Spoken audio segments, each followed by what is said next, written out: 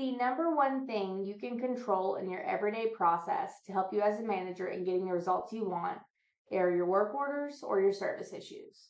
So today we're going to go over how to make work orders. When we go into Rent Manager and we open up our issues and we take a look, if you'll notice the category is any, the first thing you're going to want to do is check to make sure that you don't have any unassigned issues within the category section. If we notice here, it looks like this cleaning issue is unassigned. We're going to go ahead and open it. It's from our Make Ready board. We're going to change it to Make Ready, and we're going to hit Save and Close. We're going to continue to scroll through to make sure that no other work orders are in the unassigned category. This work order, for instance, was submitted online. It looks like Callie's already come inside. She's already changed the wording to match the criteria that we're looking for to get it all set to date. We work out of 3 different categories. They include maintenance, to-do, and make ready. The main category that you're going to work out of is maintenance. These are all the issues that you are working in and out of every single day and consistently updating. So you want to make sure that you're setting up your issues list with a unit number to the left of the issue, and that you're assigning these categories every single day to make sure you're not missing any of the work orders. When we look at how to set up a work order, you want to make sure that the issue line, it includes the issue with the promise time and if there's anything left in the unit. So for example, when we jump over here to the maintenance ones, we're going to look at this one that I just created. This person called into the answering service last night. They said they had a leak coming from their ceiling around 8 p.m. The leak did stop. I was able to confirm on the phone with them that it was not currently leaking. Spoke to the tenant upstairs. They did use their bathtub on 8/17, same day, and I asked them to please not take a bath until we fixed the leak. The morning of 8/18, I come in to work. I create a work order. I'm going to give it a brief description with the time frame of and the date of the promise time of when we're going to get this fixed. The date in the issue line should always be dated for today or a future date. If the date is past, it's indicating that the issue needs to be updated.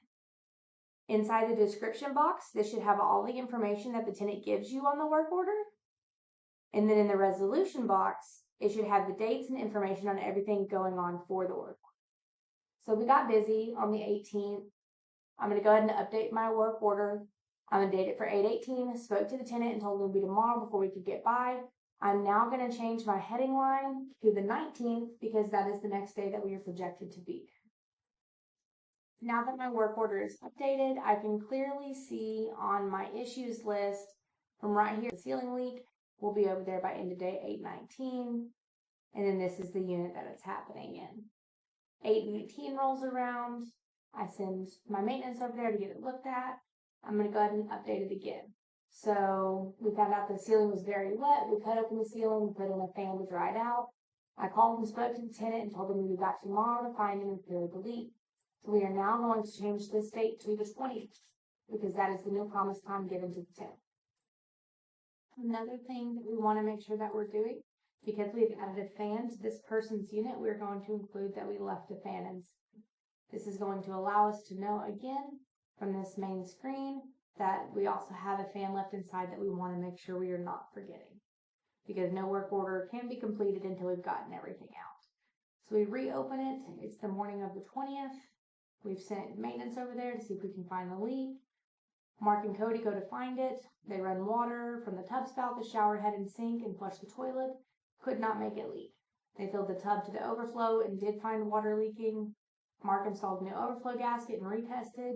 Not leaking now. I called the tenant in 121 and 221 to let them know the leak has been repaired and updated. 121 that we would leave the ticket open until Monday 8/25 to close after cosmetic repairs are completed. At this point, the fan is still inside, so that will stay, but we are going to change the date to 8/25. This is going to allow us to know that this is still working and it's all functioning correctly. When it comes to the resolution box down here, you always want to make sure, again, that the items you're putting inside of this should include if the promised time was updated, who performed the work order and what they fixed, and how you reached back out to the tenant after the completion of the work order. That's really the biggest part, is who done the work and how you reached back out to them and got a hold of them. So the final day, we go back on August the 25th. Mark goes in, he patches the hole and removes the fan that we have left inside. I go over and I'll walk the unit to make sure that we've done a good job on the patch and everything is fixed correctly. This has been an ongoing issue for, at least a week. And then I'm going to call the tenant and let them know that, hey, we put eyes on it. It looks great. The work order is completed and we're closing it out. Now that we know the fan has been pulled out, we can officially close the work order because the fan has been pulled and the tenant hasn't been updated. We can save and close, and we are done with that work order. It comes off our board.